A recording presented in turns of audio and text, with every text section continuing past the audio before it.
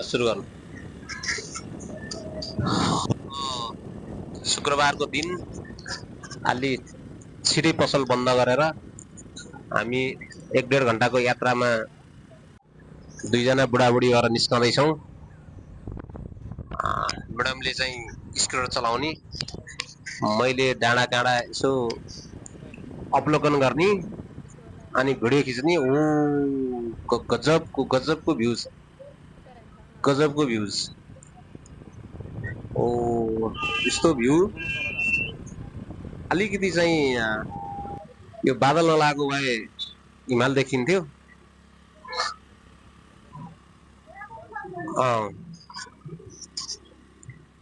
बहुत रमाइलो गरेर हामी सर चाहिँ गाउँतिर जाँदैछौँ। पहिरो गएको बाटोमा कहीँ सनसाना पहिरा, खाल्टा खुल्टी जे भए पनि बाटो एकदम राम्रो रहेछ। हल्का अगाडि तुइयालो लागेको बाटो भने गजब बनेको रहेछ। हामी अहिले कसरीबाट सिक्लेस जाने बाटोको नौली डाँडा कटेर माथि गछौँ। बहुत रमाइलो छ, बहुत रमाइलो छ। यो त्यो देखिएको चाहिँ थाकको उकालो हो। बाटो हेरे अलिकति चाहिँ यहाँ बाटो थोरै बिग्रेको, बाटो एकदम बिग्रेको रहेछ त्यहाँनिर। तर सानो गाडी पनि जान्छ, यहाँ समस्या छैन।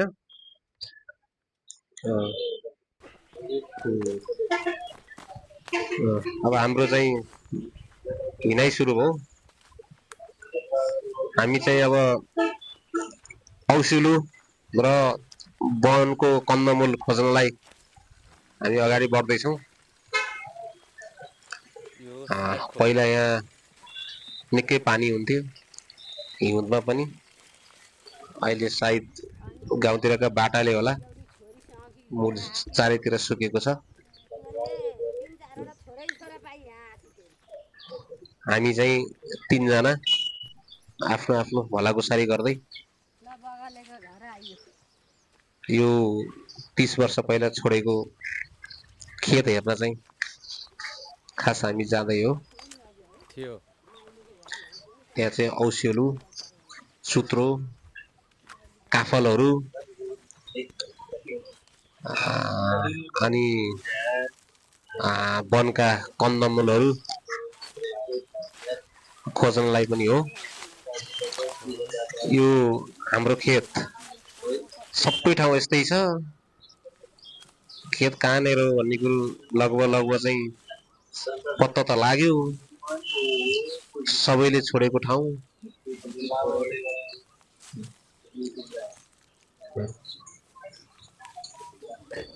बहुत रमाइलो।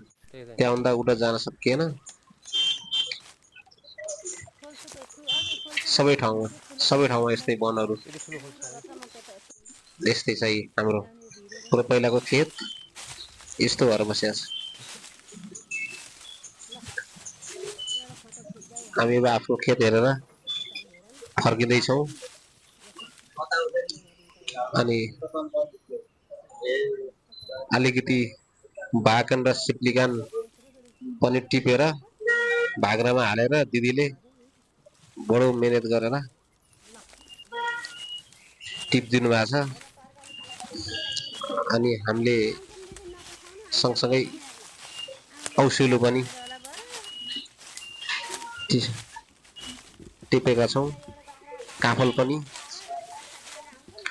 औसिलो खानलाई त ठिक हो, तर टिपेर ल्याउने काम चाहिँ एकदम काँडाले कोपेर धेरै बनाउनै नसकिने। खाना त मजाले खान पाइयो। ल यी चाहिँ हामीले चाहिँ खेती गर्ने गोराहरू हुन्। हामीले धान रोप्ने ठाउँ हो यो। अहिले चाहिँ यस्तो कन्डिसन छ।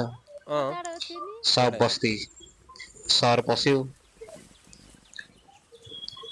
गाउँमा चाहिँ आफ्नो खेतबारीमा जाने चाहिँ बाटो भेटिँदैन,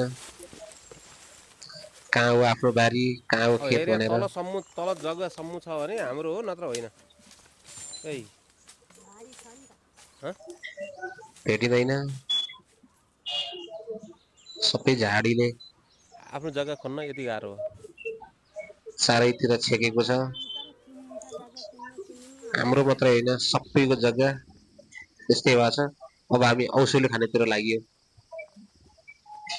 दिदीले औषधि टिप्दै हुनुहुन्छ, त्यो एकैछिनमा त्यो भाँडो भरेर हामी चाहिँ फर्किने भनेको। अब पहिला आफूले नखाइकन भाँडो नभरिनी। यस्तो राम्रो अर्गानिक फलफुल ऐसेलु ज्यादै मनपर्छ, मन नपर्ने त को नै होला र। यो अर्गानिक औसेलु करिब करिब भाँडो चाहिँ आधा भइसक्यो होला, आधा लगभग आधा चाहिँ टिपिसक्यौँ, तर भाँडो सानो भएर धेरै टिपेर ल्याउन पाइएन। अब अर्कोचोटि जाँदा अलि ठुलो भाँडो लिएर जाने हो। ल मैडमले आँसी लिएर आँसीले तानी तानी औसेलु टिपिन्छन्। ओ हालु हालु कति धेरै हो औसेलु, काँडाले कोपेर लामोले नलाउने भने त काँडाले बहुत कोपेर हैरान हुन्छ। ल हाम्रो हेर्नुहोस् है त्यति भरियो, त्यति अब अलिकति थोरै बाँकी छ, थोरै बाँकी छ। औसुल कति छोडिने कति खाने कति छोड्ने, ओहो सुतेर खाने कि उठेर खाने कि।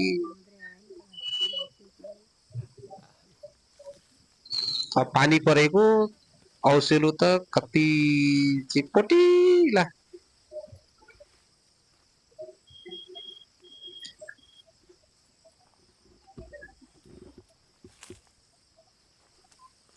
ल औसेलु लगभग लगभग खाइसकियो, पेट भरिसकियो, टिप्ने काम नि अब करिब करिब भइसक्यो, भाँडो नि भरिसक्यो। भाँडो सानो लिएर दिदीले टिप्दै दिनु भएको, खै खै खै खै खै खै अझै अझै भर्न बाँकी रहेछ त।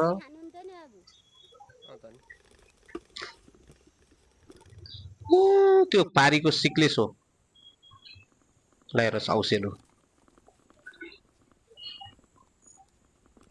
गजब छ, गजब छ गजब छ गजब छ। कति खाने औसेलु कति खाने के, कति खाने के।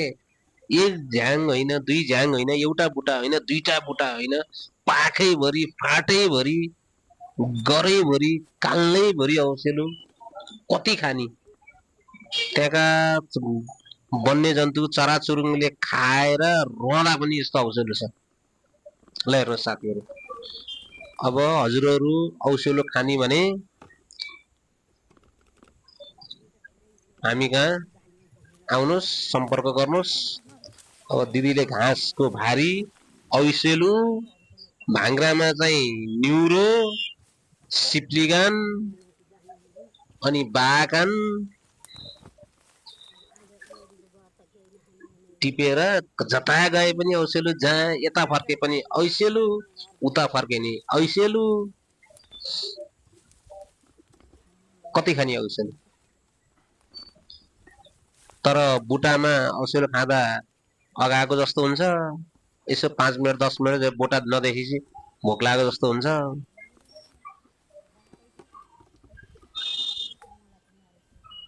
कति हो कति हो,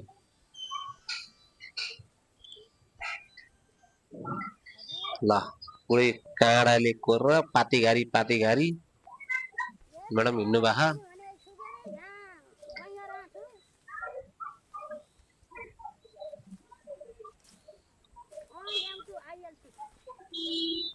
ल यो सबै बाँझो जग्गा, यो सबमा खेती हुन्थ्यो, सबमा धान हुन्थ्यो, सबमा मकै हुन्थ्यो।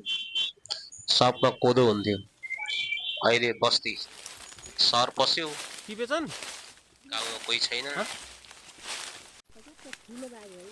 सानो हिँड्ने बाटो छैन पहिला त्यस्तो राम्रो बाटो थियो यो अहिले चाहिँ झाडीमा परिणत भयो पारी पारी पारियो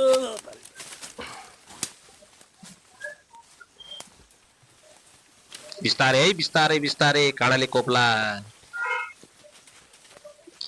अघि हिँड्ने मान्छेले बिस्तारै हिँड्नुपर्छ त्यो समाएर डाली समाएर फ्याट्ट छोड्दाखेरि पछाडि हिँड्ने मान्छेलाई चाहिँ झ्याप्पा आँखामा लाग्न सक्छ बिस्तारै बिस्तारै छोड है बिस्तारै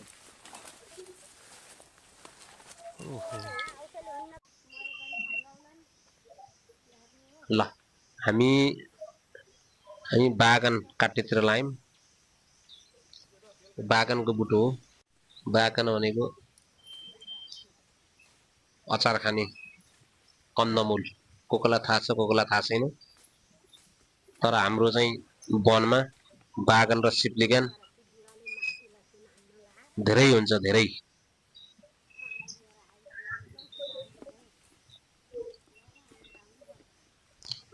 शीतलो हावा वनमा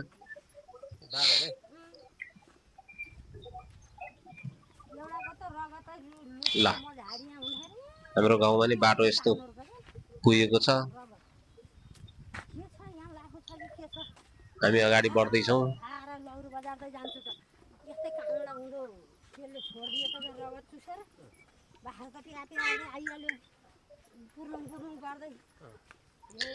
दिदी गफ गर्दै हुनुहुन्छ हामी तीनजनै गफ गर्दै अगाडि बढ्दैछौँ घाम लागेका छन् बाटो एकदम राम्रो देखिएको छ